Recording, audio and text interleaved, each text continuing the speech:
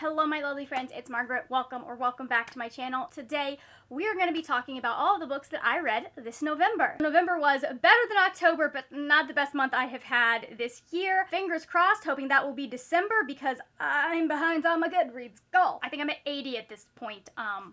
It's fine. It's not like I'm not in the middle of 7 books at the moment. It is doable, especially considering that I am running the Eras Readathon and the Reading Wrap Challenge for 2022. So both of those do have dedicated announcement videos. If you are a Taylor Swift fan, come join us December 13th. And if you're just needing some help getting through some books, the Reading Wrap Challenge will be down below. I just want to shout those out. I also want to let everybody know that I do have a channel Discord now. I will have it linked in the description box. I just wanted to be able to have a Discord for events that I'm doing, readathons, those kinds of things, without having to have a separate Discord for every single one. It's work in progress. Mostly it's just the Eras Readathon right now, but I am mostly just the Eras Readathon right now. I read 6 books in November, but we're only going to be reviewing 4 of them. If you didn't know, the employees for Harper Collins are currently on strike. I will have the strike's Twitter linked down below, but basically they are asking people not to review any Harper Collins titles. They don't want you to stop buying Harper Collins books. They still want to be like proving that there is value there, but they are asking reviewers not to review them. So I will not be reviewing those 2 books until the strike has ended, just standing in solidarity with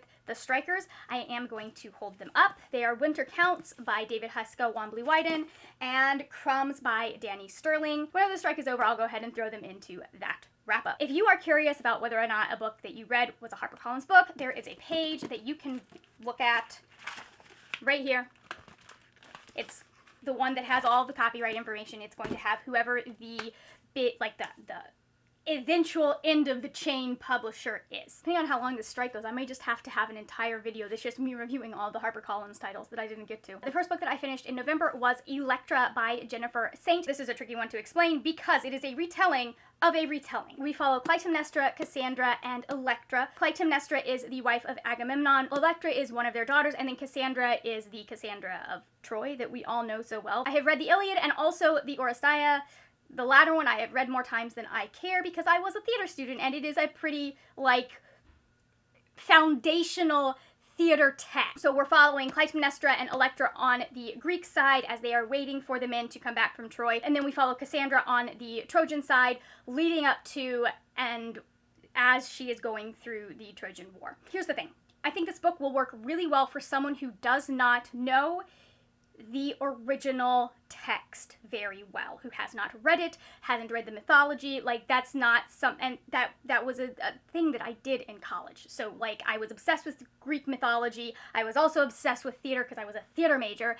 And so for me, I think this was well written. I think that her characterization is there. The world building is there. She does a really good job of showing you what is in the minds of these 3 women. My issue and the reason that it didn't get 4 or 5 stars, which I was expecting it to do, because again, I love Greek mythology, it doesn't, how do I explain this? I was expecting something more interesting than just the Oresteia retold from a female point of view. I know that can be something that is revolutionary in and of itself, reclaiming stories that are primarily focused on men and focusing on the women. I understand that. However, I have seen this concept done so much better. This is just primarily fleshing out some of the stuff leading up to the Trojan War, some of the stuff leading up to the events of Agamemnon, which is the first play in the Oresteia. And I didn't think it was doing anything interesting with those particular stories. I spent most of this time frustrated with this work because it's 3 women who are at odds with each other, and it is not examining, it just barely brushes their roles in society and why they would be thinking the way that they are. The closest we really get to that is Cassandra and her story. If this book was going to be written, I wanted more from it. I expected more than just a rehashing and expansion of really the background behind these 3 plays, because we get to the events of Agamemnon, that happens, and then the libation bearers and the Eumenides, there is a whole thing that happens in there, but because of the perspectives that we are using, all of that gets rushed over. I wanted something more than a book that was just Electra hating her mother, that was Clytemnestra ignoring her children, and just knowing Cassandra was pointless. Like, just, like, Cassandra's point of view was so frustrating. She's a very hard character, in my opinion. She is going to be a very hard character to get right because her entire arc is her knowing what's going to happen and no one listening. It is just frustration after frustration after frustration. I felt like this was perpetuating a lot of the weaknesses of the original work without examining any of it. It wasn't saying anything interesting with this story. It just was there. It was a book. It was okay. It could have been such an interesting look at the roles women play, at the way violence pits them against each other, and there was just barely surface level examination of that. And we have one character that, in my opinion, at some point should have had a realization that put her in the head of another character. And she never did. She never put those pieces together, and it was just like, why did I read this whole book? I could have just gone and read the Oresteia and been sad. Like, that's what I could have done. It didn't add anything to the story being told. After that, I picked up a book that I knew I was gonna like, and that is The Luminaries by Susan Dennard. This is about Winnie, and she is a Wednesday. She is part of, like, these 7 different families that it is their job to guard this forest where there is magic awakening. They're basically making sure that the nightmares that are created in this forest, so that's any sort of, like, mystical, creepy crawly, werewolves, vampires, all of that, like all kinds of just mythological folklore, all kinds of creatures from those stories, they get created in this forest every night, and it is the job of these seven families to make sure that they do not get beyond the forest and into the normal world. Winnie's family has been exiled, and so she is trying to fix that by becoming a hunter. That's all she's wanted her entire life, and because she is turning 16, this is going to be her only chance to take the trial that will make you a hunter, and there is nothing in the rules that says exiles cannot participate in this hunt. This was perfect. This was the perfect amount of romantic tension between our main character and the dude that she definitely doesn't like at all in any way, shape, or form. Does not like. Such perfect romantic tension. I also really loved the world that was created. This is going to sound like a really weird comparison. This is like if Buffy and Gilmore Girls had a baby. Got that kind of Gilmore Girls, small town-esque theme with the supernatural elements of like Buffy the Vampire Slayer almost, except there is not one chosen one, there's a bunch of them and they all work together and as a team. I loved Winnie. I thought Susan did such a good job of making her an interesting and dynamic character, of making what she's doing, making the reasons work, and creating this kind of complex society that is out on the fringes from what is considered normal society. I loved it. I had so much fun reading it. If you're looking for something that is going to be a little angsty, a little spooky, it has small town drama and the politics of secret societies. The next book I read was the group book for the Avengers Initiative Reading Challenge, our second to last group book ever, and that was My Heart is a Chainsaw by Stephen Graham Jones. This follows Jade, and she is kind of an outcast. She spent most of her teenage years kind of relating everything to slasher films and the various tropes and things that make slasher films what they are, and she's starting to suspect that she's about to be in a slasher of her own based on some of the events that are happening in her small town. I ended up giving this 4 stars. This was so well done. It was so clever. The way that Stephen Graham Jones was able to take slasher films and Jade's obsession with them and translate them in such a way that people who have never seen a slasher in their life were able to understand the plot and what the meanings were and what was going on with Jade and kind of the pieces that she's putting together. Like, he translated slasher language into layman's terms so well. I absolutely, it was good. It was so good, and I enjoyed it so much. I got a little frustrated with Jade because I knew things, because I knew this was a book. I knew things that Jade doesn't know. Knowing what's actually going on with Jade and watching her, like, deal with what she thinks is going on, the audience knows what's up. The audience knows what's happening, and Jade is so oblivious to it, and I loved it. Jade is such a well-done character. I've never seen a male writer be able to get into a teenage girl's head the way that Stephen Graham Jones gets into Jade. Like, if I had not known who wrote it, I would have assumed that this was written by a woman. There are so many layers to this plot. It is tackling poverty and how that affects people. It's tackling racism and how that leads to poverty and loss of opportunity. It presents loneliness so well, because despite the fact that Jade doesn't think she's a very, very lonely individual because of what she's been dealing with, because she is the loner at her school, that kind of thing, he does it really well without making it the I'm not like other girls trope.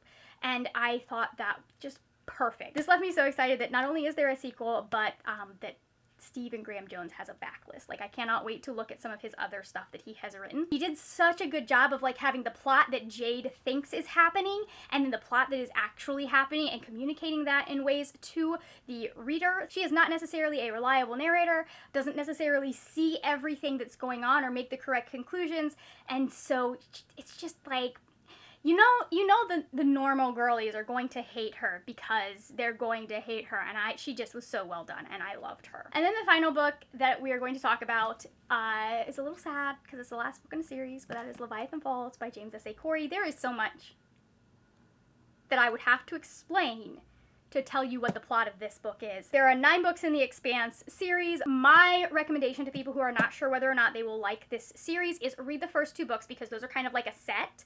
Like, their plots go together. So read the first 2 books, and if you don't like them past the second book, which has some of the best characters in the series, that's where we meet Bobby Draper and Christian Avasarala. Like, they are in my top 3, second only to Naomi Nagata, second and third, I guess. I love Naomi so much.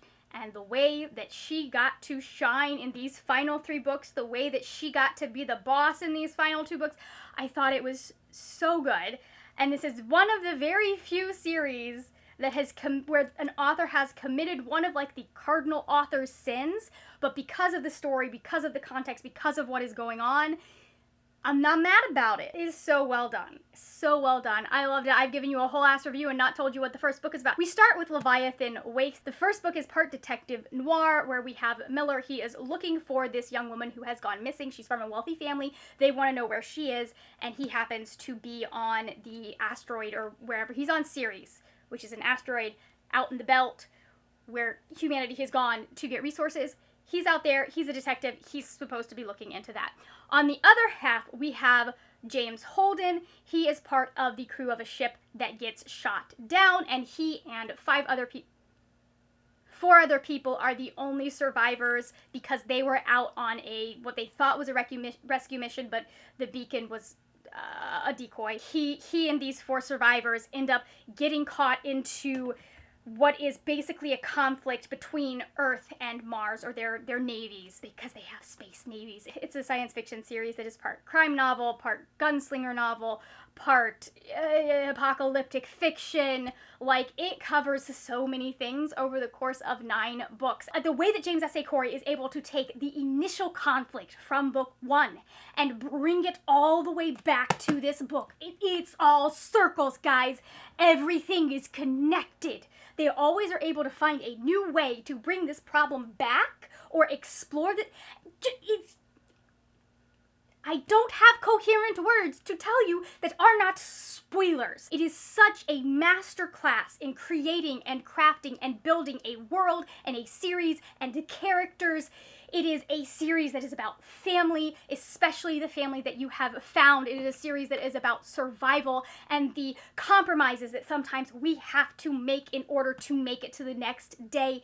It is a series that examines power and the way that people are affected when power is imbalanced and the different ways that it can be imbalanced. It is a series that examines tyranny, especially in these last 3 books. So many things that are covered in this series. James S.A. Corey does such a good job of making the world building work with the plot and the character. Plot and character are always going to be, and I would say even like character is the first thing, then plot, then world building, if we're looking at the priorities of these books, in my opinion. And the way that they are able to make it so that the world building serves both the plot and the characters without overshadowing either of them or being too much, so well done. I love it so much. So for favorite and least favorite, I think they are pretty obvious. My least favorite book this month was Electra. I thought it could have been done better. I thought that it was an interesting concept, but failed in the execution. My favorite book was Leviathan Falls. These two authors could not fail if they tried. Whatever they write next, I will be at the bookstore to buy. They have earned my trust. There is one thing I wanted from this series that they did not give me. This is turning into more. There's one thing that I wanted, and it has to do with Philip. And I think it would have, considering where we end, I think it would have been something that would have been a very, I feel like it was necessary for the story. But whatever. So that is what I read in November. Please let me know in the comments what you read in November. If you're interested in what I am going to be trying being the key word, because only 2 of these were on my TBR. Well, 4 of them were on my TBR, actually. Never mind. That's not as bad as I thought it was. That was half of the books I was supposed to read last month. But if you want to see what I am trying to read this month at this point, go ahead and check out the video over here. And if you enjoyed this video, don't forget to give it a thumbs up. Thank you so much for watching. That is it for now, my friends. Happy reading, and I will see you later when we will talk about more wordy, nerdy things. Bye!